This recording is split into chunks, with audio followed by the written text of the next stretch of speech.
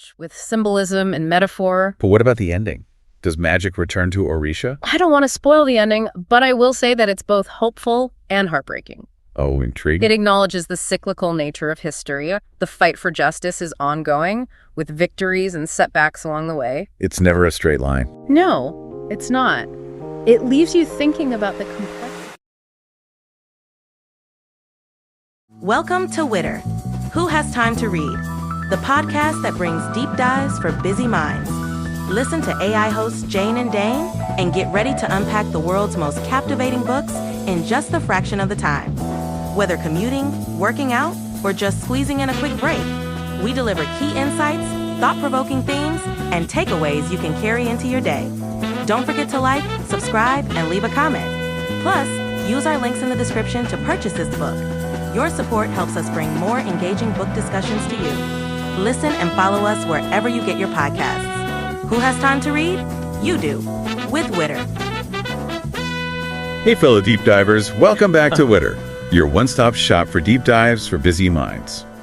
You know how it is? Always on the go. Exactly. This month, we're celebrating Black Voices with our Black Voices series. It's Black History Month after all. It is, and I'm really excited about this one.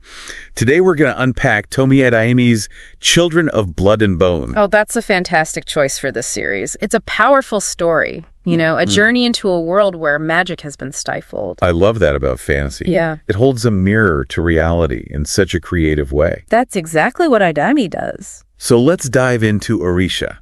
Tell me about this world. Okay, so Orïsha. It's a land brimming with magic and history. Sounds enchanting. It is, but it's also a world deeply scarred by a brutal event called the Raid. Oh? Yeah, imagine a society where people with magical abilities, the maji, they thrived, connected to their gods, the Orïsha, but then the ruling class, the Kosidan, they grew fearful of their power. I'm sensing a classic powers trouble here. You got it. Yeah. And in this case, the Kosidan, led by King Saran, decided to eradicate magic altogether. Oh, wow. That's intense. It was. They launched a horrific attack on the maji. It left a generation traumatized and magic seemingly extinct. So this raid, it's the foundation of the story. Yes, it sets the stage for everything that unfolds. Okay, so where does our protagonist Zélie fit into all of this? Zélie is a diviner, meaning she has the potential for magic, but it's been locked away since the raid. Because of the attack? Yes. And to make matters worse, she lost her mother during that horrific event. She carries that grief and trauma with her. I can only imagine. But here's the thing. She's also fiercely determined to restore magic to Orïsha. Okay, so she's not giving up. She's ready to fight. Oh, absolutely. She's on a quest. And knowing classic fantasy tropes, she probably won't be alone. I was just thinking that. Who joins her on this quest? Well, first there's her brother Zane.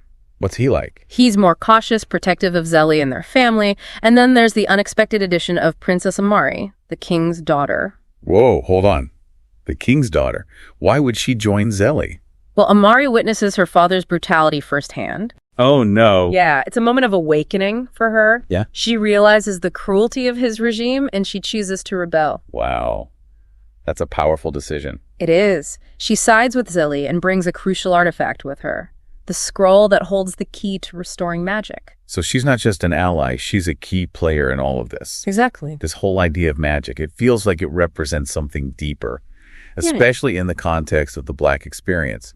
What are your thoughts? Absolutely. You're right on the mark. Magic in Children of Blood and Bone embodies the potential, the creativity, the inherent power within Black people. The power that's been systematically suppressed. Exactly. Underestimated throughout history, the diviners struggle to unlock their magic. It mirrors the ongoing fight for Black liberation. It makes you think about how cultural expression has been stifled in marginalized communities, how traditions and identities have been erased or demonized. It's all connected. So tell me more about Zélie and Amari's journey. What kind of dangers do they face? Oh, it's a perilous journey. They face constant threats from King Saran's forces. They're trying to stop? Of course.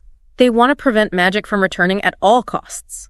Makes sense. There are fearsome creatures, corrupt guards, and even challenges within their own group. I imagine it's not easy for them to trust each other right away. Right. They have to learn to work together to overcome these obstacles. It sounds like a classic hero's journey, full of external obstacles and internal conflicts. It is. Are there any other characters that play a big role? Besides Zélie and Amari and Zane. Yeah, there are many. Mama Adba, for example. She's a wise elder. Like a mentor? Exactly. She guides Zélie, shares her knowledge. That's so important in these kinds of stories. Oh, it is. Then there's Leakin, a scholar. Oh, cool. He helps them understand the history of magic, the complexities of the ritual they need to perform. To restore magic? Yes. And we can't forget about Prince Inanamari's brother. Right. He seems like a really complicated character. He is. He's wrestling with his own internalized racism and his evolving understanding of the world. And he has magical abilities too, right? He does, which makes things even more complicated for him.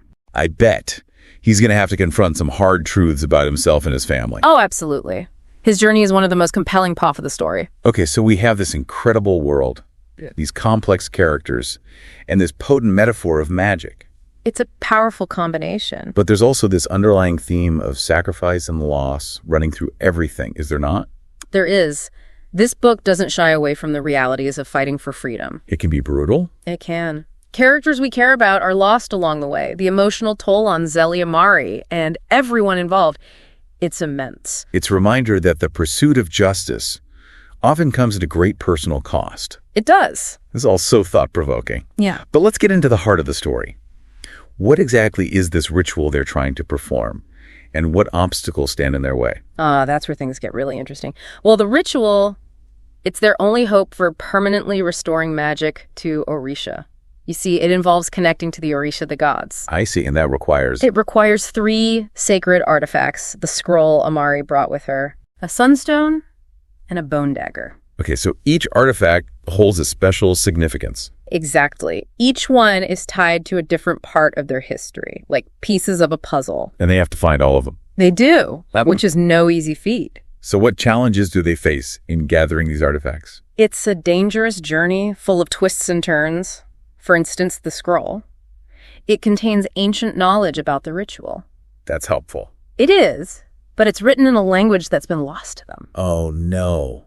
So they can't even read it? Not at first. They have to seek out those who can decipher it. So it's like a treasure hunt with extra steps. Kind of. They also have to travel through different landscapes, each with its own dangers. That sounds intense. It is, and they're constantly on the run from King Saran's forces. Always looking over their shoulder. Exactly. It's a race against time with the fate of Orïsha hanging in the balance. And it's not just about the external dangers, is it? Yeah. There's also that internal struggle Zélie's facing. Her connection to the dead, her magic. That's a huge part of her journey. Her magic is drawn from her connection to the Reaper clan.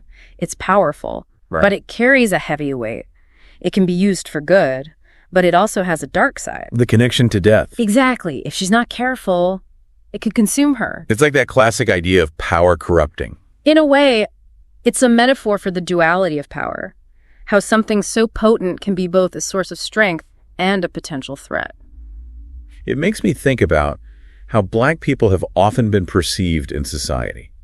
Their strength and resilience both celebrated and feared. You see the parallel.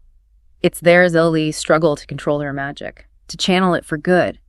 It speaks to the resilience of the Black community, the determination to rise above adversity. To reclaim one's power. Yes, in a world that often seeks to diminish it. And Amari, she's going through quite a transformation too, isn't she? She is. She starts as this sheltered princess. Protected from the real world. Yes. And then she evolves into a leader, challenging her family's legacy and fighting for a more just world. It's inspiring to see her growth. It is. She embodies the power of allyship. The realization that true change requires those in positions of privilege to step up. To use their power for good. Exactly. Her willingness to risk everything for the sake of justice. It's a powerful message. Let's go back to Inan for a moment.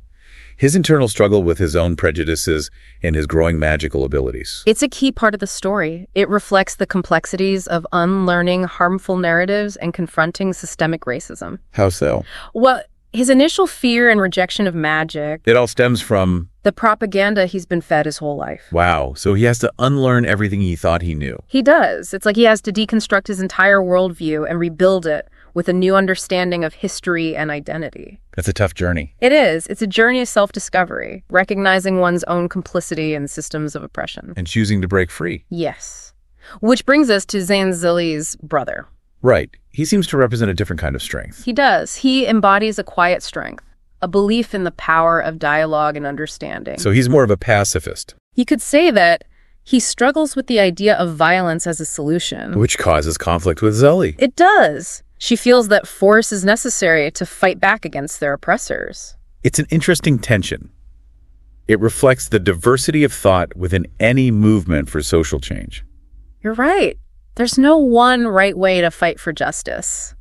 And the book explores those different perspectives with nuance. And Mama Agba, she brings a different element to the group too, doesn't she? She does. She brings wisdom and ancestral knowledge. Like a guiding light. Exactly. She reminds them of their history, their traditions. The importance of their roots. It's all connected. So we have this intense quest, these incredible characters, and all these layers of meaning embedded in the story. The story is rich with symbolism and metaphor. But what about the ending? Does magic return to Orïsha? I don't want to spoil the ending, but I will say that it's both hopeful and heartbreaking. Oh, intriguing. It acknowledges the cyclical nature of history. The fight for justice is ongoing, with victories and setbacks along the way. It's never a straight line. No, it's not. It leaves you thinking about the complexities of forgiveness, healing, what it truly means to achieve liberation. So it's not a simple happy ending. Not exactly. It's more nuanced than that. It invites us to grapple with these complex issues alongside the characters. To think critically about the world around us. Exactly. It's a story that stays with you long after you finish reading it. It makes you reflect on your own experiences, your own biases. Your own role in creating a more just world. This has been such a rich discussion. But I'm curious about some specific moments in the book that really illustrate these themes for you. You mean like scenes that packed an emotional punch? Yes, or moments that made you pause and think. There are so many. But one that always stands out to me is that scene in the market, where Zélie witnesses the brutal treatment of a young diviner by the guards. Ugh, that scene was tough. It's a stark reminder of the everyday injustices faced by those who are different, those who are seen as a threat simply for existing. The casual cruelty, the way they dehumanize the diviner, it's a gut punch. It is. It makes you think about how systems of oppression operate, how they become ingrained in society, you know? Absolutely. Another scene that really got to me was when Amari witnesses her father execute her own handmaiden. Binta. Yes, Binta, simply for being a diviner. It's heartbreaking, that moment. It shatters Amari's illusions about her father. She sees him for who he really is. Exactly. And it forces her to confront the true nature of his regime. It also shows how insidious power can be, and how even those closest to us can be complicit in perpetuating harm. That's the tragedy of it all. It speaks to the courage it takes to break free from those bonds and choose a different path. I also keep thinking about that scene where Zélie and Amari are trying to gather supplies for their journey. And they have to trade Amari's royal headdress. Right. For basic necessities. It's such a small moment, but it speaks volumes. It shows the sacrifices people make when fighting for freedom. It highlights the economic disparities between those in power and those who are marginalized. It's a reminder that injustice takes many forms. Not just physical violence, but systemic inequalities that limit opportunities.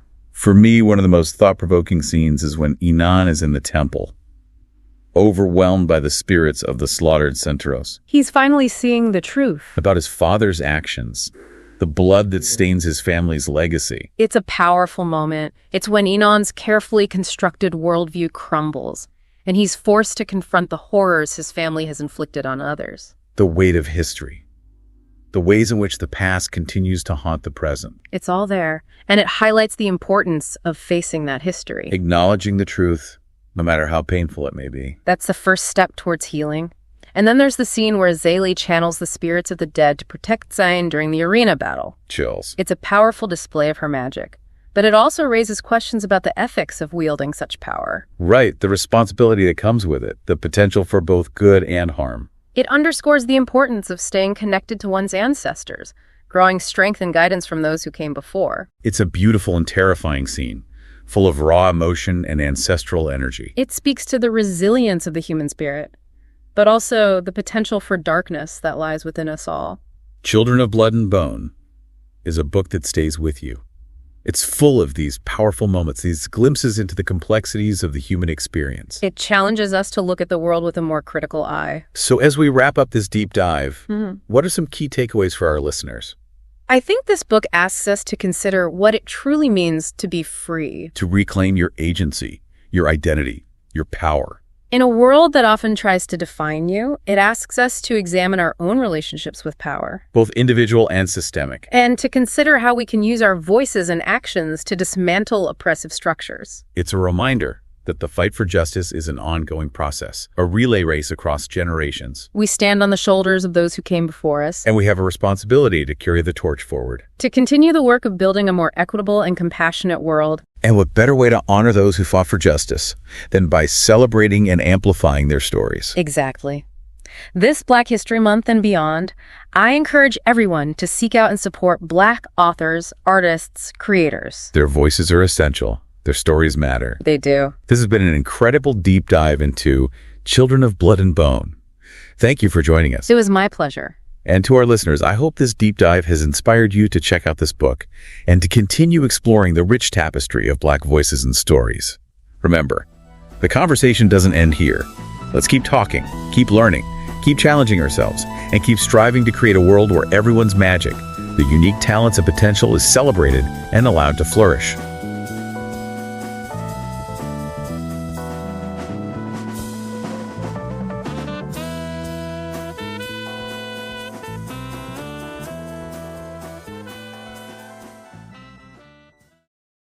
Thanks for listening to Witter, Who Has Time to Read, produced by One Media.